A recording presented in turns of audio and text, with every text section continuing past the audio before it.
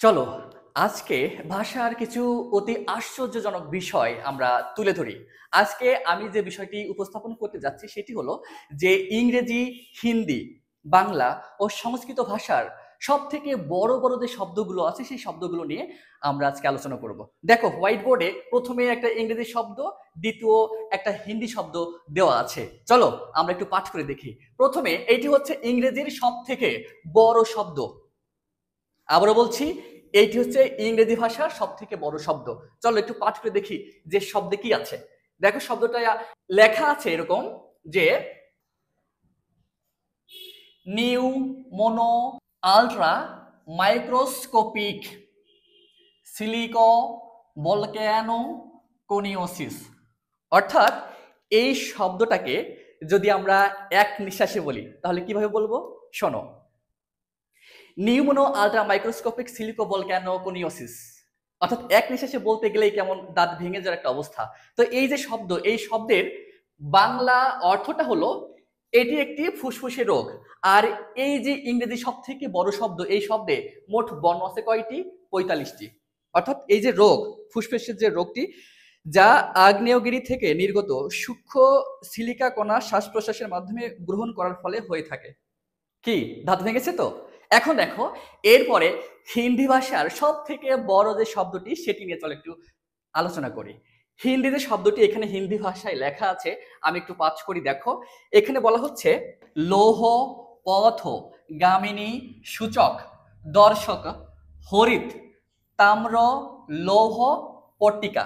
অর্থাৎ আমরা যদি এই শব্দটাকে এক নিঃশ্বাসে বলি, লৌহ পথ গামিনী সূচক দর্শক হরিত তাম্র লৌহ পট্টিকা। দাঁত ঠিক আছে তো?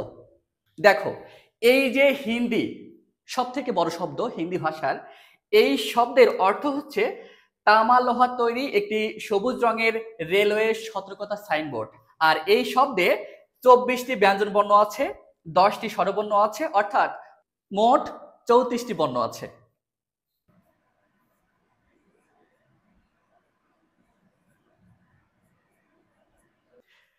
পৃথিবীতে যতগুলো ভাষা আছে সব থেকে প্রাচীন ধ্রুপদী ভাষার মধ্যে অন্যতম সংস্কৃত।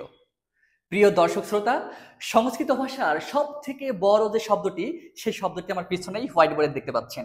এটা লিখতেই আমার অনেকটা সময় চলে গেছে এবং উচ্চারণ করা আমার জন্য তো খুবই কঠিন, কঠিন থেকে কঠিনতর।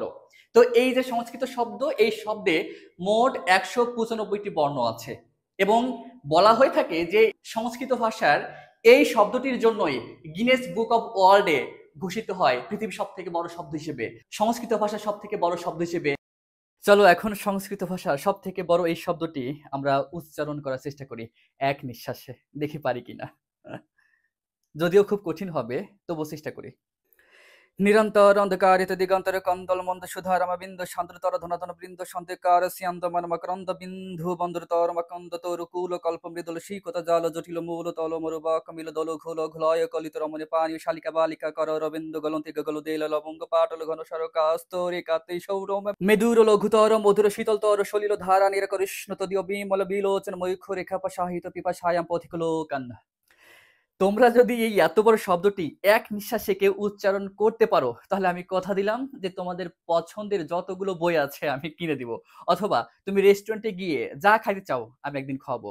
অথবা তুমি তোমার পছন্দের একটা জায়গা যেখানে এখনো যাওনি আমি তোমাকে সেইখানে ঘুরতে নিয়ে যাব। আমি কথা দিলাম, কিন্তু এই এত বড় শব্দটি তোমাকে এক নিঃশ্বাসে বলতে হবে। আর যদি বাংলা ভাষার সব থেকে বড় শব্দের কথা বলি, তবে এ নিয়ে নানা মনে নানা মত আছে। তবে অভিধান অনুযায়ী বাংলা ভাষার সব থেকে বড় শব্দ যদি বলতে পারি দক্ষিণায়নন্ত সম্বন্ধীয়, অর্থাৎ মকর ক্রান্তি সম্পর্কিত একটি বিষয়। এছাড়াও এছাড়াও বাংলার যে বড় বড় শব্দগুলো, এই শব্দগুলো এই যে স্ক্রিনে দেওয়া আছে, এই স্ক্রিন থেকে তোমরা দেখে নাও যে বাংলার সব থেকে বড় বড় যে শব্দগুলো আছে সেইগুলো যেগুলোকে আমরা বাংলা ভাষার বড় বড় শব্দে দেখতে পারি, যেমন অঘটন ঘটন পটিয়ান, কিংকর্তব্য বিমূঢ়, নিশিত বন ভ্রমণ বিলাসিনী, প্রত্যুৎপন্নমতিত্ব, ভীষণ উজ্জ্বল অচল প্রাণ। এছাড়া দক্ষিণায়ন্ত বৃত্ত সম্বন্ধীয় উষ্ট্র কণ্টক ভোজনান্যায় নাতিশীতোষ্ণ মণ্ডলানুরূপ। এছাড়াও আরো বেশ কিছু শব্দ আছে যেগুলো বাংলার সব থেকে বড় বড় শব্দ বলে দাবি করা হয়। তো তোমরাও যদি আমাকে প্রশ্ন করো যে স্যার এইটাকে আমরা কিভাবে নিজেরা তৈরি করতে পারি, হ্যাঁ তোমরাও এটা করতে পারবা, কিন্তু তার আগে তোমাদের ভাষা ও ব্যাকরণের বিশদ জ্ঞান অর্জন করতে হবে। তারপর ব্যাকরণের যে নিয়মগুলো আছে, প্রকৃতি প্রত্যয়, উপসর্গ, সমাস, সন্ধি, এই সকল নিয়ম সম্পর্কে অগাধ জ্ঞান রাখতে হবে। তবেই তোমরা এই বিশাল বড় শব্দের রচয়িতা বা তৈরিকৃত ব্যক্তিত্ব হতে পারবা। অসম্ভব কিছুই না।